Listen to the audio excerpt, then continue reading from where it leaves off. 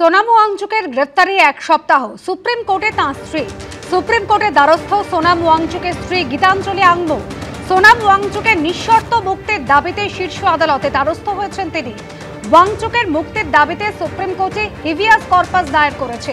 গ্রেফতারি এক সপ্তাহ, এখনো ওয়াংচুকের স্বাস্থ্যের বিষয়ে জানতে পারেনি, কি অবস্থায় রয়েছেন, কি কারণে গ্রেফতার এখনো জানতে পারেনি।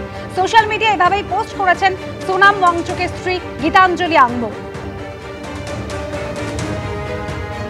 আর এরপরে সোনাম ওয়াংচুকের পাশে দাঁড়িয়েছেন তৃণমূল সাংসদ মহুয়া মৈত্র।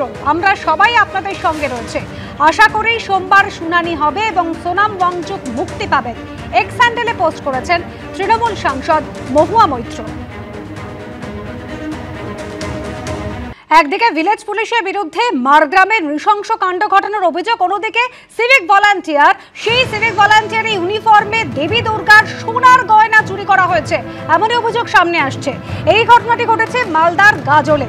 সিসি ফুটেজ দেখতেই কুকীর্তি ফাঁস এবং দুই সিভিক ভলান্টিয়ার সহ ইতিমধ্যেই ৩ জনকে গ্রেফতার করা হয়েছে। মালদার গাজলে ঘটনা, ১ লাখে গান্ধী মোড় সর্বজনীনের পুজোয় এভাবে গয়না চুরি করা হয়েছে। সেই সিসিটিভি ফুটেজ রেখেছে আপনাদের সামনে। দুজন ব্যক্তি যাদের পরনে কিন্তু সিভিক ভলান্টিয়ারের পোশাক রয়েছে, প্রতিবার গয়না নিয়ে তারা উধাও হয়ে যায় এবং তারপর দুজনকে গ্রেফতার করা হয়েছে। মালদার গাজলের ১ লাখে গান্ধী মোড় সর্বজনীন, সেখানে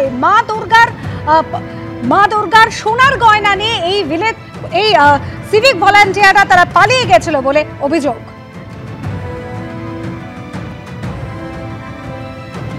দুজন সিভিক ভলান্টিয়ার সহ ইতিমধ্যে ৩ জনকে গ্রেফতার করা হয়েছে।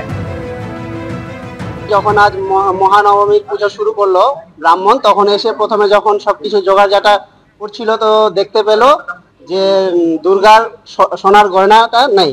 সেটা সিসিটিভি সার্চিং করতে গিয়ে দেখলাম যে সিভিক পুলিশ এবং স্থানীয় একজন নাম অধীর মণ্ডল, দেখলাম যে ওখানে তারা গেটের ভিতরে ঢুকে সমস্তটাই দেখা গেল আর কি ভিডিওটা।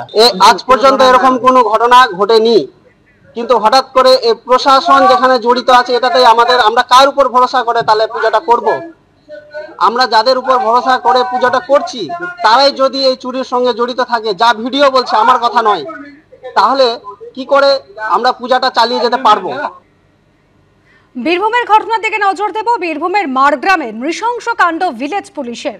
যুবকের মুখে নিষিদ্ধ বাজি পুড়ে আগুন জ্বালিয়ে দেওয়ার অভিযোগ। বীরভূমের মারগ্রামের চাঁদপাড়া গ্রামে তুমুল উত্তেজনা ছড়ায়।